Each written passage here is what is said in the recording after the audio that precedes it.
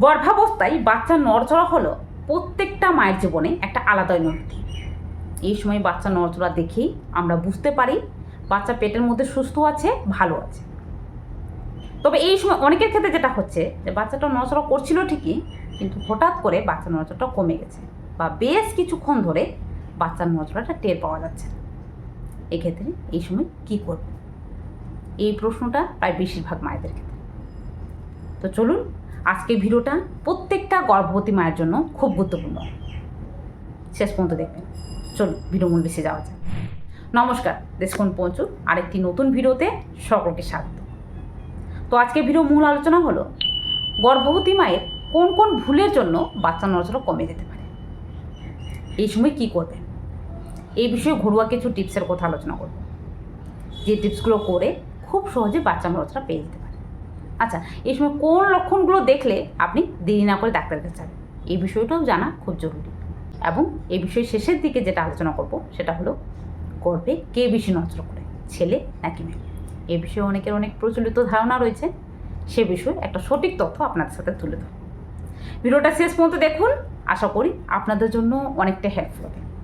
তার জন্য ভিডিওটা মন দিয়ে দেখবেন, আর ভিডিওটা ভালো লাগলে, ইনফরমেটিভ মনে হলে বেশি বেশি শেয়ার করুন, পারলে একটা লাইক করুন, আর যারা চ্যানেলে নতুন রয়েছেন চ্যানেলটাকে সাবস্ক্রাইব করে দিন। চলুন ভিডিও বেশি যাওয়া যায়। তো দেখুন, সাধারণত গর্ভাবস্থায় বাচ্চার নড়চড়া কবে থেকে পাবেন। দেখুন, গর্ভের মধ্যে যে বাচ্চা, সেটা কিন্তু প্রথম দিকে নড়চড়া করে না। যখনই প্রেগনেন্সি 4 থেকে 5 নম্বর মাস হয়, এই সময় থেকেই বাচ্চার নড়চড়া কিন্তু আস্তে আস্তে করে টের পাওয়া যায়। তো বিশেষত প্রেগনেন্সির 18 থেকে 24 সপ্তাহের মধ্যে প্রায় প্রত্যেকটা গর্ভবতী মায়েরা বাচ্চা নড়চড়া টের পেয়ে যান। তো এই সময়ে বাচ্চাটা কতবার নড়চড়া করলে বুঝবেন যে আপনার বাচ্চা সঠিকভাবে নড়চড়া করছে বা নড়চড়াটা স্বাভাবিক হচ্ছে। দেখুন, গর্ভাবস্থায় যখন থেকে বাচ্চা নড়চড়া শুরু হয়, মানে প্রেগনেন্সি 4-5 নম্বর মাসে, এই সময় বাচ্চা নড়চড়া যখন আপনি পাচ্ছেন, তো এই সময় যদি আপনি ভাবেন যে বাচ্চাটা খুব জোরে নড়চড়া করবে বা খুব জোরে লাথিঘুষি মারবে, এমনটা হবে না। কারণ এই সময় বাচ্চার আকার ছোটো থাকে। তো প্রেগনেন্সির প্রথম দিকে বাচ্চার নড়চড়াটা একটু আস্তে আস্তে হবে, এবং কখনো পাবেন কখনো পাবেন না, কখনো টের পেতেও পারেন আবার নাও পেতে পারেন। কিন্তু প্রেগনেন্সির 24 সপ্তাহের পর থেকে বাচ্চার নড়চড়াটা আস্তে আস্তে স্পষ্ট হতে শুরু করে, এবং প্রেগনেন্সি 30 সপ্তাহের পর থেকে বাচ্চার নড়চড়াটা একটু জোরালো হতে শুরু করে এবং একটু বেশি হতে শুরু করে। তো প্রেগনেন্সি 32 সপ্তাহে গিয়ে দেখবেন যে বাচ্চাটা একটু বেশি নড়চড়া করছে, আর বাচ্চার নড়চড়াটা একটু বেশি বোঝা যাচ্ছে। আবার প্রেগনেন্সি 9 নম্বর মাসে গিয়ে বা 35 সপ্তাহের পরে গিয়ে বাচ্চার নড়চড়াটা একটু কমে যায়, কারণ এই সময় বাচ্চাটা আস্তে আস্তে ডেলিভারি পজিশনে আসতে শুরু করে। সেক্ষেত্রে বাচ্চার নড়চড়াটা কম হয়, কিন্তু নড়চড়া যখনই করে একটু জোরালো হয়। তবে এই সময় বাচ্চাটা সারাদিনে অন্তত পক্ষে 10 থেকে 12 বার যদি নড়চড়া করে, মানে সকাল 8টা থেকে রাত্রি 8টা পর্যন্ত বাচ্চাটা যদি 10 থেকে 12 বার নড়চড়া করে, এটা কিন্তু পুরোপুরি স্বাভাবিক। এর চেয়ে বেশি নড়চড়া করাও স্বাভাবিক, কিন্তু আপনার বাচ্চা যদি সারাদিনে 10 থেকে 12 বারের কম নড়চড়া করে, তাহলে কিন্তু এটা অস্বাভাবিক বা বাচ্চার কোনো ক্ষতি হয়েছে বা কোনো সমস্যা হয়েছে, এটা ইঙ্গিত করবে। তো এই সময় সাধারণত কোন কোন কারণের জন্য বাচ্চার নড়চড়াটা কমে যেতে পারে, মানে আপনার পেটের মধ্যে বাচ্চাটা কম নড়চড়া করতে পারে। দেখুন, এই বিষয়ে মূলত বলে রাখি, এই বিষয়ে দুটো কারণ রয়েছে। একটা হলো গর্ভবতী মায়ের বিশেষ কিছু ভুল বা কমন কিছু ভুলের জন্য, আর একটা হলো মেডিকেল কিছু কারণ, যেটা অনেকের ক্ষেত্রে হতে পারে। মেডিকেল কিছু কারণ, যেটা একটা খুব কমন কারণ। তবে তার আগে বলি যে গর্ভবতী মায়ের কোন কোন ভুলের জন্য প্রথমত বাচ্চার নড়চড়া কমে যেতে পারে, যেটা অনেকে জানেন না। এই বিষয়টা অবশ্যই জানা দরকার, কারণ এই ভুলগুলো কিন্তু প্রায় বেশিরভাগ জনই করে থাকেন। সেটা হলো প্রথমত ঠিক সময়ে খাওয়ার না খাওয়া। মানে অনেকে রয়েছেন কোনো কাজে ব্যস্ত থাকে, মানে অনেকে রয়েছেন যারা কিন্তু কোনো কাজে হয়তো ব্যস্ত আছেন বা কোনো কারণেই হয় ঠিক সময় মতো খাবারটা খেতে পারলেন না। সকালে খাবারটা খেলেন, দুপুরে খাবারটা স্কিপ হয়ে গেল বা অনেকটা লেটে খেলেন। এক্ষেত্রে আপনি যে খেলেন না, তার জন্য কিন্তু আপনার গর্ভের মধ্যে বাচ্চাটাও পুষ্টি পেল না। বাচ্চাটা খিদে পেটে আছে, তার জন্য কিন্তু স্বাভাবিকভাবে বাচ্চার শরীরে সুগারের মাত্রা কমে যায়। তো এই সময় বাচ্চার নড়চড়াটা আপনার কমে যেতে পারে। দ্বিতীয়ত, গর্ভাবস্থায় ভুলভাল পজিশন যদি আপনি ঘুমিয়ে থাকেন, মানে গর্ভাবস্থায় যদি আপনি বিশেষত চিত হয়ে যদি বেশিরভাগ সময় ঘুমিয়ে থাকেন বা উপর হয়ে যদি কোনো কারণে ঘুমিয়ে থাকেন, সেক্ষেত্রেও বাচ্চার নড়চড়া কমে যেতে পারে। এটা মনে রাখবেন, গর্ভাবস্থায় উপর হয়ে ঘুমানোটা একদমই এলাও নেই। তাছাড়াও চিত হয়ে ঘুমাতে যারা অনেকে রয়েছেন যারা বেশ অনেক দিন ধরে চিত হয়ে ঘুমাননি, একটু চিত হয়ে যায়, এই চিত হয়ে ঘুমালেও বাচ্চার শরীরে ঠিকঠাকভাবে অক্সিজেন সাপ্লাই হয় না, ঠিকঠাকভাবে ব্লাড সাপ্লাই হয় না, যার কারণে বাচ্চার নড়াচড়া কমে যেতে পারে। এটা মনে রাখবেন। এই সময় তৃতীয়ত যে কারণটা হলো সেটা হলো ঠিকঠাকভাবে জল না খেলে। গর্ভাবস্থায় অনেকে রয়েছেন যারা কিন্তু ঠিকঠাকভাবে জল খান না। সারাদিনে আপনি যদি ঠিকঠাকভাবে জল না খান, তার জন্য কিন্তু বাচ্চার চারপাশে জলের মাত্রা কমে যেতে পারে। এক্ষেত্রেও কিন্তু স্বাভাবিকভাবে বাচ্চার নড়াচড়া কমে যেতে পারে। তার জন্য গর্ভাবস্থায় ঠিকঠাকভাবে জল খাওয়াটা খুবই জরুরি। 5 নম্বর হলো গর্ভাবস্থায় বিশেষত অনেকে চিন্তা টেনশন করে থাকেন। অনেক গর্ভবতী মা রয়েছেন যারা স্বাভাবিকভাবে বিভিন্ন জিনিস নিয়ে চিন্তা টেনশন করে থাকেন, বা পারিবারিক কোনো ঝামেলা হোক, বিভিন্ন জিনিস নিয়ে কান্নাকাটি, চিৎকার চেঁচামেচি করে থাকেন। এর পুরোপুরি প্রভাব কিন্তু বাচ্চার নড়াচড়ার উপর পড়ে। সেক্ষেত্রেও গর্ভাবস্থায় বাচ্চার নড়াচড়া কমে যেতে পারে। এটা মনে রাখবেন। আচ্ছা, এই তো হলো মায়ের কিছু ভুলের জন্য। এবারে মেডিকেল কিছু কারণের কথা বলি, মানে যেগুলো কিন্তু অনেকের ক্ষেত্রে দেখা দিতে পারে। সবার ক্ষেত্রে বলবো না, এটা অনেকের ক্ষেত্রে দেখা দিতে পারে। যেমন প্রথমত হলো প্লাসেন্টাল ইনসাফিসিয়েন্সি, মানে আপনার গর্ভের মধ্যে যে প্লাসেন্টা রয়েছে, এই প্লাসেন্টা কিন্তু স্বাভাবিকভাবে আপনার বাচ্চাকে সঠিকভাবে পুষ্টি সরবরাহ করতে সাহায্য করে আপনার শরীর থেকে। এই প্লাসেন্টার মধ্যে যদি কোনো রকম ত্রুটি থাকে, সেক্ষেত্রেও কিন্তু আপনার বাচ্চা ঠিকঠাকভাবে অক্সিজেন পাবে না, ঠিকঠাকভাবে ব্লাড সাপ্লাই পাবে না, ঠিকভাবে নিউট্রিশন পাবে না, যার কারণে বাচ্চার নড়াচড়া কমে যেতে পারে, যার কারণে বাচ্চার শক্তি কমে যাবে। এক্ষেত্রে বাচ্চার নড়াচড়া কমে যেতে পারে।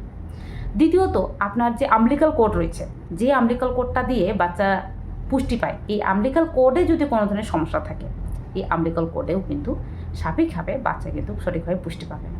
তো এই জন্যও কিন্তু বাচ্চার নড়াচড়া কমে যেতে পারে। এমনকি গর্ভাবস্থায় বিশেষত যেটা হয় যে অনেকের ক্ষেত্রে বাচ্চার ওজন ঠিক সময় ঠিকঠাকভাবে বৃদ্ধি পায় না, মানে যাকে বলা হয় IUGR, Intra uterine growth restriction. এটা হলেও স্বাভাবিকভাবে বাচ্চার ওজন ঠিকঠাকভাবে বৃদ্ধি পায় না, যার কারণে সেই বাচ্চা ঠিকঠাকভাবে নড়াচড়া করতে পারে। এমনকি গর্ভাবস্থায় যদি বাচ্চার কোনো রকম জন্মগত ত্রুটি থাকে, মস্তিষ্ক গঠন বা শারীরিক কোনো রকম গঠনের ত্রুটি থাকে, সেক্ষেত্রেও কিন্তু সেই বাচ্চার নড়াচড়া একসময় কমে যেতে পারে বা বন্ধ হয়ে যেতে পারে। তাছাড়াও গর্ভের মধ্যে যদি পানির মাত্রা বা জলের মাত্রা যদি কম থাকে, যাকে অ্যামনিওটিক ফ্লুইড বলা হয়ে থাকে, এই অ্যামনিওটিক ফ্লুইডের মাত্রা কম হলেও বাচ্চার নড়াচড়া কমে যেতে পারে। তো এই সময় কি করবেন, এই বিষয়ে একটা গল্প বলি। এই গল্পটা কিন্তু প্রত্যেকটা গর্ভবতী মাকে মন দিয়ে শোনা প্রয়োজন, কারণ এটা বর্তমানে অনেকে করে থাকেন। তো এই গল্পটা অবশ্যই খেয়াল রাখবেন। এই গল্পটা কিন্তু একটা বাস্তব কাহিনী, মন দিয়ে শুনবেন। দেখুন, একটা গর্ভবতী ছিলেন যিনি কিন্তু স্বাভাবিকভাবে বাচ্চার নড়াচড়াটা প্রতিদিন ঠিকভাবে পাচ্ছিলেন, কিন্তু হঠাৎ করে একদিন দেখছেন যে সকাল থেকে বাচ্চাটা খুব একটা বেশি নড়াচড়া করেনি। সন্ধ্যাবেলা গিয়ে তিনি বুঝতে পারলেন যে বাচ্চাটা আজকে খুব একটা নড়াচড়া করেনি।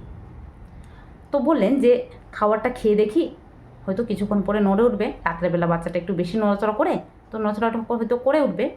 তিনি খাবার খেলেন, ঘুমোতে গেলেন, তখনও দেখছেন বাচ্চাটা নড়াচড়া করছে না। তো তিনি ভাবলেন যে আজকে রাতটা যাক, কালকে সকালবেলা ডাক্তারের কাছে যাব, ডাক্তারের কাছে গিয়ে জানবো যে বাচ্চাটা কেন নড়াচড়া করছে না। তো তিনি কি করলেন, সারা রাতে ঘুমিয়ে গেলেন। বাচ্চা নড়াচড়া পেলেন না, কিন্তু সারা রাত্রে ঘুমিয়ে গেলেন। এবারে সকালবেলা উঠে যখন তিনি ডাক্তারের কাছে গেলেন, ডাক্তারবাবুর কাছে জানতে চাইলেন যে বাচ্চাটা কেন নড়াচড়া করছে না বা বাচ্চা নড়াচড়াটা কেন পাচ্ছে না, তখন ডাক্তারবাবু বললেন যে বাচ্চাটা গর্ভের মধ্যে নষ্ট হয়ে গেছে। এর কারণ কি? এর কারণ হলো বাচ্চাটা আগে থেকেই নড়াচড়া করছিল না, তিনি কিন্তু ডাক্তারবাবুকে জানাননি। বাচ্চাটা আগে নড়াচড়া করছিল না কেন, তিনি কিন্তু জানতেও চাননি। এই গল্পটাতে কী জানলাম আমরা, যে গর্ভের মধ্যে বাচ্চা নড়াচড়া করছে না, এটা কখনোই অবহেলা করা যাবে না। সেক্ষেত্রে এই সময় কী করবেন, এই সময় প্রথমত যেটা করবেন, ঘরোয়া কিছু টিপস। এই টিপসগুলো কিন্তু সায়েন্টিফিক দিক থেকে প্রমাণিত। এই টিপসগুলো করলে অনেকেই বাচ্চা নড়াচড়া পেয়েছেন। সেক্ষেত্রে এই সময় প্রথমত যেটা করবেন সেটা হলো মিষ্টি জাতীয় কোনো খাবার খান, যেমন জুস হোক, শরবত হোক, বা মিষ্টি জাতীয় কোনো খাবার হোক, মধু, খেজুর, এইসব জাতীয় খাবার খেয়ে আপনার শরীরে সুগারের মাত্রাটা বেড়ে যাবে, যার কারণে বাচ্চা কিন্তু অনেক সময় নড়াচড়া করে ওঠে। তো এটা খেতে পারেন। দ্বিতীয়ত, এই সময় শান্ত মেজাজ থাকুন, উদ্বিগ্ন না হয়ে বা চঞ্চল না হয়ে, খুব বেশি চিন্তা টেনশন না করে এই সময় শান্ত হয়ে একটা শান্ত নিরিবিলি পরিবেশে যান। মানে দরজা জানলা বন্ধ করুন, বিছানায় বাম কাত হয়ে শুয়ে বাচ্চার নড়াচড়াটা ফিল করুন। একদম মন দিয়ে বাচ্চার নড়াচড়াটা ফিল করতে হবে। আচ্ছা, এই সময় আপনি পারলে পেটের মধ্যে হাত বোলাতেও পারেন। অনেক সময় বাচ্চা আপনার সাড়া পেয়ে কিন্তু বাচ্চা নড়াচড়া করে ওঠে। অনেক সময় দেখা গেছে যে কোনো ধরনের মিউজিক শুনেও, মানে পেটের কাছে যদি কোনো ধরনের মিউজিক থাকে, যেটা মিউজিক শুনলে বাচ্চা আগে নড়াচড়া করে উঠতো, এই মিউজিকটা শোনালেও দেখবেন যে বাচ্চা নড়াচড়া করে উঠছে। তো এই সময় কিন্তু এগুলো করতে পারেন। অনেক সময় যেটা হয় যে বাচ্চা কিন্তু গর্ভের মধ্যে ঘুমায়, সেক্ষেত্রে আপনার বাচ্চা যদি একটু বেশি সময় ধরে ঘুমিয়ে থাকে, মানে সাধারণত গর্ভের মধ্যে একটা বাচ্চা 30 থেকে 40 মিনিট পর্যন্ত ঘুমাতে পারে, সর্বোচ্চ 90 মিনিট পর্যন্ত।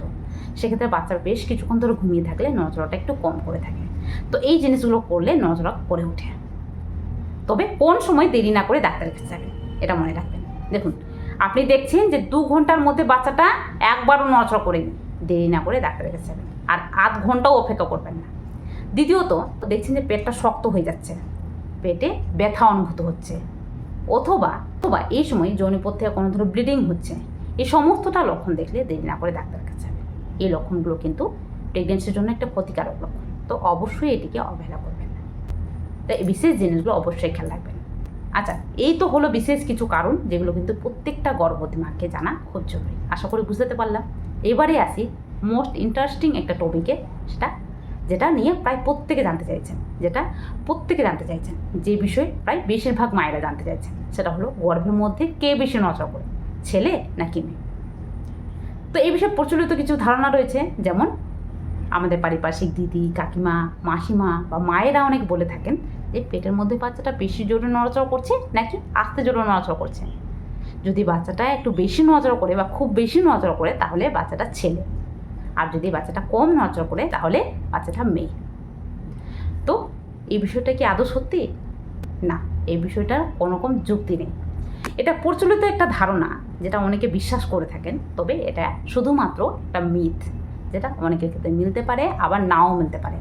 গর্ভের মধ্যে বাচ্চাটা নড়াচড়া কেমন হবে বা বাচ্চাটা কেমনভাবে নড়াচড়া করবে, কম নড়াচড়া করবে নাকি বেশি নড়াচড়া করবে, এটা বিশেষ কয়েকটা জিনিসের উপর নির্ভর করে। যেমন প্রথমত প্লাসেন্টার অবস্থান, দ্বিতীয়ত বাচ্চার অবস্থান, তৃতীয়ত আপনার বাচ্চা পুষ্টি, এমনকি বাচ্চার প্রকৃতির উপর। মানে কিছু কিছু বাচ্চা থাকে যারা কিন্তু স্বাভাবিকভাবে খুব বেশি চঞ্চল থাকে, সেক্ষেত্রে আপনার বাচ্চা যদি একটু বেশি চঞ্চল থাকে সেক্ষেত্রে তার নড়াচড়া একটু বেশি হবে।